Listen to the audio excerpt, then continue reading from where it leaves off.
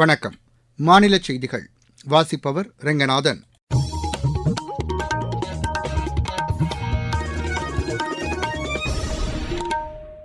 தலைப்புச் செய்திகள்.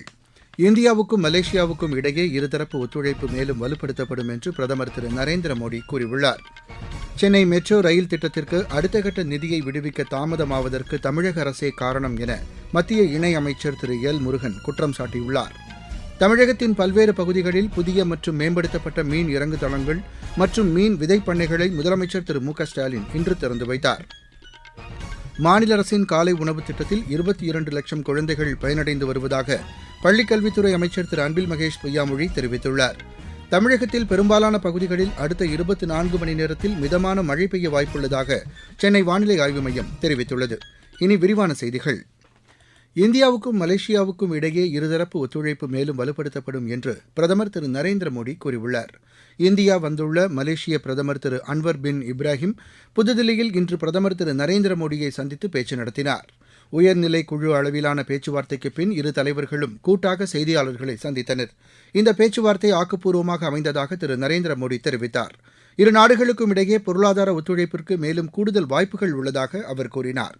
கடந்த 2 ஆண்டுகளில் இரு நாடுகளுக்கும் இடையேயான இருதரப்பு ஒத்துழைப்பில் புதிய உத்வேகம் ஏற்பட்டுள்ளதாக அவர் தெரிவித்தார். செமி கண்டக்டர், செயற்கை நுண்ணறிவு, குவாண்டம் தொழில்நுட்பம் போன்ற துறைகளில் ஒத்துழைப்பை மேம்படுத்த வேண்டியது அவசியம் என்று திரு நரேந்திர மோடி வலியுறுத்தினார். இந்த செய்தியாளர் சந்திப்பில் பேசிய மலேசிய பிரதமர் திரு அன்வர் பின் இப்ராஹிம் இரு நாடுகளும் வளமான வரலாறு மற்றும் கலாச்சார பாரம்பரியத்தை கொண்டுள்ளதாக தெரிவித்தார். இரு நாடுகளுக்கும் இடையேயான முதலீடு தற்போது $5 மில்லியன் எட்டியுள்ளது என்றும் இது மேலும் அதிகரிக்கும் என்றும் கூறினார். இந்த சந்திப்பிற்கு பின்னர் தொழிலாளர் நலன், வேலைவாய்ப்பு, பாரம்பரிய மருத்துவ முறைகள், டிஜிட்டல் தொழில்நுட்பம், கலாச்சாரம், சுற்றுலா, விளையாட்டு, நிர்வாக சீர்திருத்தம் உள்ளிட்ட துறைகளில் இருதரப்புக்கும் இடையே ஒப்பந்தங்கள் கையெழுத்தாகின. மத்திய அரசு துறைகளில் நேரடி நியமனங்கள் மூலம் அதிகாரிகளை நியமிக்கும் நடைமுறையை ரத்து செய்யுமாறு மத்திய பணியாளர் தேர்வாணையத்திற்கு மத்திய பணியாளர் நலத்துறை இணையமைச்சர் திரு ஜிதேந்திர சிங் உத்தரவிட்டுள்ளார். இது தொடர்பாக அந்த ஆணையத்திற்கு அவர் எழுதியுள்ள கடிதத்தில் இந்த நேரடி நியமன முறையில் இடஒதுக்கீட்டு கொள்கை கடைபிடிக்கப்பட வேண்டும் என்பதில் மத்திய அரசு உறுதியுடன் உள்ளது என்று குறிப்பிட்டுள்ளார்.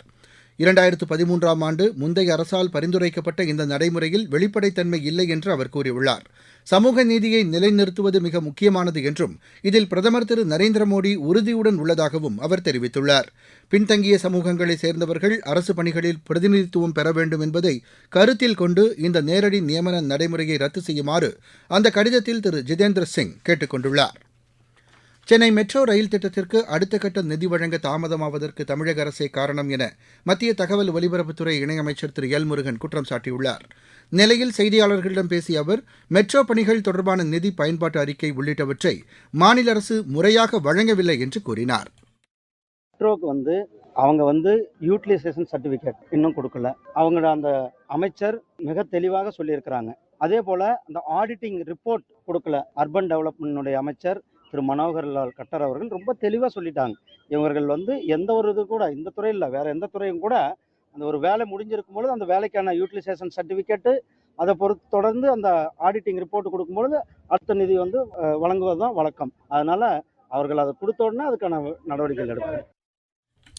முன்னதாக தூத்துக்குடியில் செய்தியாளர்களிடம் பேசிய அவர் உட்கட்டமைப்பு மேம்பாட்டிற்கு மத்திய அரசு கூடுதல் முக்கியத்துவம் அளித்து செயல்பட்டு வருவதாக தெரிவித்தார். இந்த நாட்டினுடைய வளர்ச்சியினுடைய வேகத்தை மிக அதிகமாக நடந்து கொண்டிருக்கிறதை பார்த்தோம். நம்மளுடைய தூத்துக்குடி கூட நம்மளுடைய பிரதமர் வருகை தந்து குலசேகரப்பட்டினத்துல கிட்டத்தட்ட 1800 கோடி ரூபாயில ஒரு ராக்கெட் ஏவுதளத்தை இங்கு கொடுத்திருந்தார்கள். அதே போல நம்மளுடைய வ.உ. சிதம்பரனார் அவர்களுடைய துறைமுகத்துல மேம்படுத்தும் பணிக்கு இங்கு தொடக்கி வைத்து அந்த பணிகள் எல்லாம் நடந்து கொண்டிருக்கிறது. தூத்துக்குடிக்கு நான் கூட ஒரு 10 நாளைக்கு முன்னாடி மேட்டுப்பாளையத்திலிருந்து தூத்துக்குடி வரலுமான இந்த ரயிலை இயக்கி கொடுத்திருக்கிறோம். அதே போல அமிர்த் பாரத் திட்டத்தின் கீழே தூத்துக்குடி, திருச்செந்தூர், கோவில்பட்டி அந்த ரயில் நிலையங்களை தரம் உயர்த்தி அந்த ரயில் நிலையங்களை தயார் செய்து கொண்டிருக்கிறோம். தூத்துக்குடி மதுரைக்கு இரட்டை ரயில் பாதை நம்மளுடைய மாண்புமிகு பிரதமர் திரு நரேந்திர மோடிஜி அவர்கள் கொடுத்திருக்கிறார். தூத்துக்குடியுடைய விமான நிலைய விரிவாக்கம் பணியானது கிட்டத்தட்ட இந்த விமான நிலையத்தினுடைய ஓடுதளமே கிட்டத்தட்ட 3 கிலோமீட்டர். சென்னையை விட இது ஏர்பஸ் போன்ற பெரிய விமானங்கள் இங்கு தரையிறங்கக்கூடும். இந்த அரசாங்கம் மிக வேகமாக வளர்ச்சி பணிகளை, அதாவது டெவலப்மெண்ட் இன்ஃப்ராஸ்ட்ரக்சர் வசதிகளை முன்னுரிமை கொடுத்து நாம் வேலை செய்து கொண்டிருக்கிறோம். நீங்கள் கேட்டுக்கொண்டிருப்பது மாநில செய்தி அறிக்கை. தமிழகத்தின் பல்வேறு பகுதிகளில் புதிய மற்றும் மேம்படுத்தப்பட்ட மீன் இறங்கு தளங்கள் மற்றும் மீன் விதைப் பண்ணைகளை முதலமைச்சர் திரு மு.க.ஸ்டாலின் இன்று காணொலி வாயிலாக திறந்து வைத்தார். ராமநாதபுரம் மாவட்டம் ராமேஸ்வரம், திருநெல்வேலி மாவட்டம் அருவிக்கரை, விருதுநகர் மாவட்டம் பிளவக்கல் ஆகிய இடங்களில் 112 கோடி ரூபாய் மதிப்பில் இவை அமைக்கப்பட்டுள்ளதாக மாநில அரசின் செய்திக்குறிப்பில் தெரிவிக்கப்பட்டுள்ளது. தமிழ்நாடு டாக்டர் ஜெயலலிதா மீன்வள பல்கலைக்கழக வளாகத்தில் கட்டப்பட்டுள்ள உழவர் பயிற்சி மைய கட்டிடத்தையும் திரு மு.க.ஸ்டாலின் திறந்து வைத்தார். மாநில அரசின் காலை உணவு திட்டத்தில் 22 லட்சம் குழந்தைகள் பயனடைந்து வருவதாக பள்ளிக்கல்வித்துறை அமைச்சர் திரு அன்பில் மகேஷ் பொய்யாமொழி தெரிவித்துள்ளார். கடலூர் மாவட்டம் சிதம்பரம், காட்டுமன்னார் கோவில் உள்ளிட்ட இடங்களில் உள்ள அரசு பள்ளிகளில் இன்று அவர் ஆய்வு மேற்கொண்டார். பின்னர் செய்தியாளர்களிடம் பேசிய அமைச்சர், பள்ளிகளின் பாதுகாப்பு, சுகாதாரம் உள்ளிட்டவை குறித்து மேலாண்மை குழுவில் விவாதிக்க அறிவுறுத்தியுள்ளதாக தெரிவித்தார். கடந்த 3 ஆண்டுகளில் பள்ளிக் கல்வித்துறையில் 67 புதிய திட்டங்கள் செயல்படுத்தப்பட்டுள்ளதாக திரு அன்பில் மகேஷ் பொய்யாமொழி கூறினார். முல்லைப் பெரியாறு அணைக்கு அருகே புதிய அணை கட்டும் முயற்சியை கேரள அரசு கைவிட வேண்டும் என்று மார்க்சிஸ்ட் கம்யூனிஸ்ட் கட்சியின் மாநில செயலாளர் திரு கே பாலகிருஷ்ணன் வலியுறுத்தியுள்ளார். விருதுநகரில் செய்தியாளர்களிடம் பேசிய அவர், அந்த அணை உறுதியுடன் இருப்பதாக பல்வேறு ஆய்வுகளுக்கு பின் உச்சநீதிமன்றமே கூறியுள்ளதை சுட்டிக்காட்டினார். இதை கேரள முதலமைச்சர் திரு பினராயி விஜயனும் ஒப்புக் கொண்டுள்ள நிலையில் புதிய அணை தேவையற்றது என்று திரு பாலகிருஷ்ணன் தெரிவித்தார். அத்திக்கடவு அவிநாசி திட்டத்தின் 2வது கட்டத்தை மாநில அரசு தொடங்க வேண்டும் என்று பிஜேபி மாநில தலைவர் திரு அண்ணாமலை கேட்டுக் கொண்டுள்ளார். திருப்பூர் மாவட்டம் பல்லடம் அருகே செய்தியாளர்களிடம் பேசிய அவர், அத்திக்கடவு அவிநாசி திட்டம் தொடங்கி வைக்கப்பட்டுள்ளது விவசாயிகளுக்கு கிடைத்த வெற்றி என்று கூறினார். மக்களின் நீண்டகால கோரிக்கையான ஆனைமலை நல்லாறு திட்டம், பாண்டியாறு புன்னம்புழா திட்டத்தையும் செயல்படுத்த மாநில அரசு தீவிர நடவடிக்கை எடுக்க வேண்டும் என்று திரு அண்ணாமலை கேட்டுக் கொண்டார். மத்திய அரசின் பாரம்பரிய விவசாய திட்டம் தொடர்பான கண்காட்சி மற்றும் கருத்தரங்கம் இன்று திருவண்ணாமலையில் நடைபெற்றது. இதில் இயற்கை விவசாயத்தை ஊக்குவிக்கும் வகையிலான திட்டங்கள் குறித்து விரிவாக எடுத்துரைக்கப்பட்டதாக எமது செய்தியாளர் தெரிவிக்கிறார். இந்தியாவில் ரசாயனமற்ற இயற்கை விவசாயத்தை ஊக்குவிக்க இந்திய அரசு பரம்பர கிருஷி விகாஸ் யோஜனா என்னும் பாரம்பரிய விவசாய மேம்பாட்டு திட்டத்தினை செயல்படுத்தி வருகிறது. பாரம்பரிய விவசாய மேம்பாட்டு திட்டத்தின் மூலம் இயற்கை விவசாயத்தை ஊக்குவிக்கும் வகையில் விவசாயிகளுக்கான கண்காட்சி மற்றும் கருத்தரங்கு இன்று திருவண்ணாமலையில் நடைபெற்றது. இந்த கண்காட்சியினை மாவட்ட வருவாய் அலுவலர் திறந்து வைத்து கருத்தரங்கில் பங்கேற்ற விவசாயிகளுக்கு இயற்கை விவசாயத்திற்கான இடுபொருட்களை வழங்கினார். இந்த கருத்தரங்கில் வேளாண்மைத்துறை அலுவலர்கள் பாரம்பரிய இயற்கை விவசாயத்தின் பயன்பாடுகள் மற்றும் மத்திய அரசு இயற்கை விவசாயத்திற்காக செயல்படுத்தும் திட்டங்கள் பற்றி விளக்கி பேசினார்கள். கண்காட்சியில் இயற்கை விவசாயத்துக்கான தொழில்நுட்ப கருவிகள், இடுபொருட்கள் கண்காட்சியில் பயன்படுத்தப்பட்டு இருந்தது. இந்த கண்காட்சி கருத்தரங்கில் மாவட்டத்தைச் சேர்ந்த முன்னோடி விவசாயிகள் அதிக அளவில் பங்கேற்றனர். திருவண்ணாமலை என் ரவிச்சந்திரன். தமிழகத்தில் பெரும்பாலான பகுதிகளில் அடுத்த 24 மணி நேரத்தில் மிதமான மழை பெய்ய வாய்ப்புள்ளதாக சென்னை வானிலை ஆய்வு மைய இயக்குநர் திரு செந்தாமரை கண்ணன் தெரிவித்துள்ளார்.